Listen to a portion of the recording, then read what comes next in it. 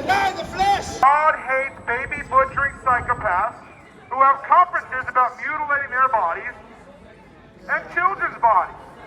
We need Jesus, the perfect love of Jesus.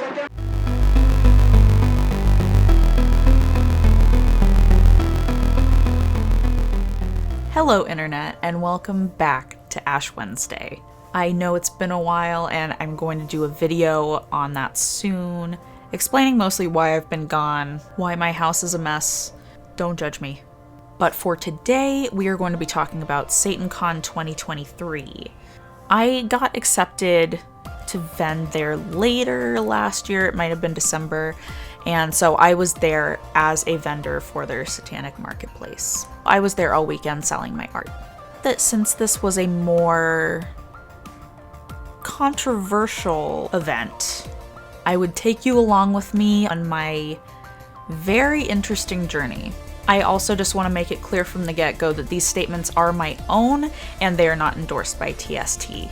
I'm just here to describe my personal experience vending at quote-unquote the largest gathering of Satanists in the world, and maybe poking a bit of fun at Christian extremists. Like, how can I not? Sorry if I'm not looking at the camera too much. I'm looking at my computer because I made a Google Doc for notes from the entire weekend because I have the memory of a goldfish. On day one, we drove into Boston early in the morning. It can take like 30 minutes to an hour depending on the traffic, and if I remember correctly, it was closer to an hour. It took a while. And then I remember getting there and driving through the front of the hotel was just absolute insanity.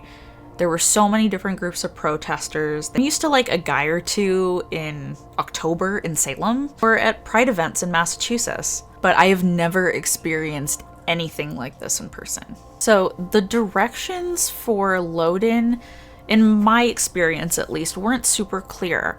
We ended up dragging our stuff through the mall parking lot, through the mall, and then security yelled at us for not using the loading dock, which we didn't even know how to get to, and so there were just like escalators everywhere, and we had a huge cart, and so it was impossible for us to get up the escalators and trying to find the right elevator, and then they wouldn't let us through the hotel guest elevator, and it was just madness. In the long run, security did help us out, and everyone was super nice and helpful. And once we checked in, we were given wristbands to signify us being vendors, but we did run into some more problems with that. When we first checked in, they didn't do the vaccine screening. So we went to the desk, they gave us our wristbands for the weekend.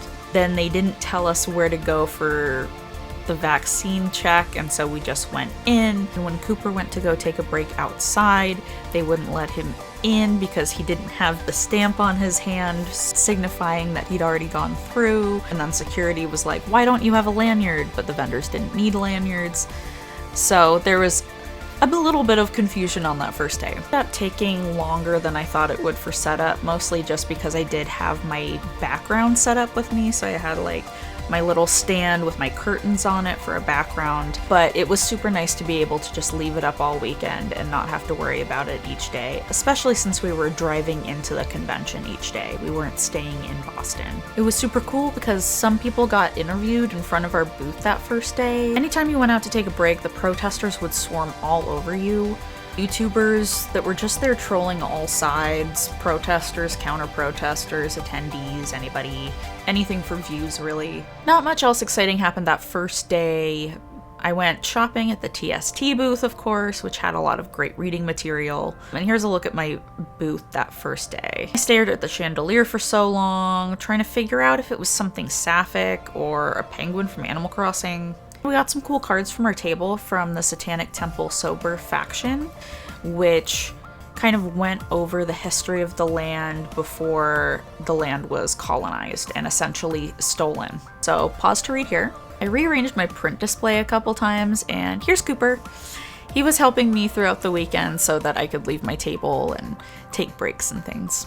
I met a dude on my break that he didn't seem to be a protester, but was definitely religious. We had a conversation about religious freedom, and although we disagreed on a lot, he seemed like a chill dude. Alright, on to day 2. So we got there and it was a nice day, so you know that the protesters were out there en masse. No pun intended. Oh, brother, this guy stinks! Started off the day with lots of coffee. I felt really bad because there was a couple at Starbucks, which was inside the building but not the hotel, so protesters, really anybody could be in there. It was more connected to the mall than it was to the hotel. And they got into a conversation with 2 people that were definitely going to SatanCon. So bad because they kind of got roped into this conversation. I just left because I fear confrontation. So if those people watch this, I am sorry.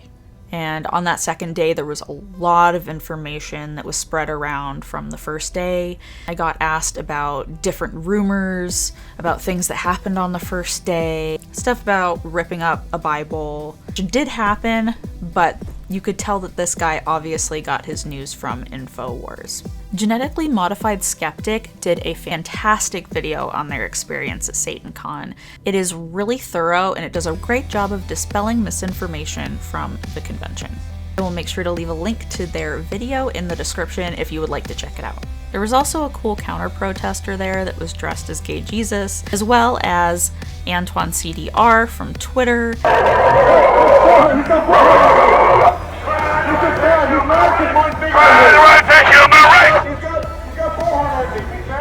There were also some cool people there from the heavy metal church that were more there spreading love. Again, those aren't the people that I have an issue with. It wasn't all bad.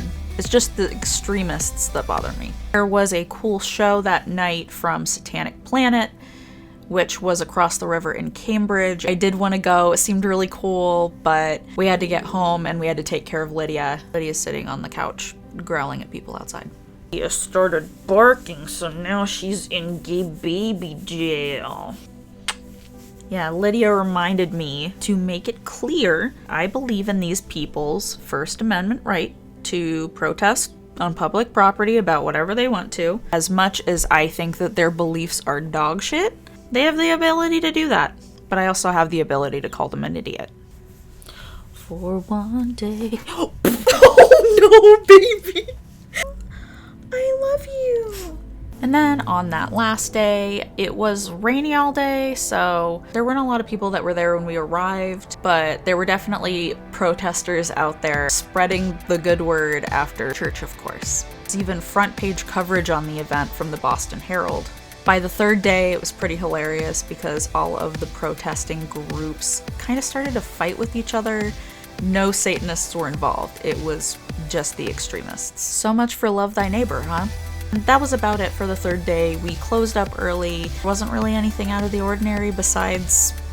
It wasn't a particularly lucrative convention for me, but it definitely got me out of my comfort zone and was super interesting and fun. If I had to give a criticism though, I would say that there was definitely an issue with security. I know that there were multiple YouTubers who I don't know if they bought a ticket and got in and then were kicked out, or if they just straight up snuck in and then not really getting caught until they made a big ruckus. I would definitely go again if able.